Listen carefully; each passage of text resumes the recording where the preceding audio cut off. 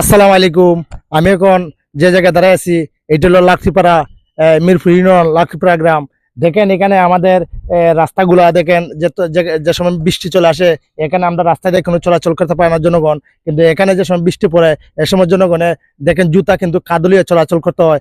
এখানে দেখেন কত সুন্দর ভাবে এই এলাকার মানুষ, গরিবরা মানুষ দেখেন কিভাবে রাস্তাগুলোর মাঝে কাজ করতেছে, কিভাবে দেখেন তারা রাস্তাটা সুন্দর করতেছে। কিন্তু আমাদের এখানে এমন কোনো লোক নাই যেহেতু আমার এই রাস্তাটা পিচ করার দেওয়ার জন্য। কিন্তু আমি গরিব মানুষ, আমার পাশে কেউ থাকে না, এইসবগুলো রাস্তাঘাট কেউ দেখে না।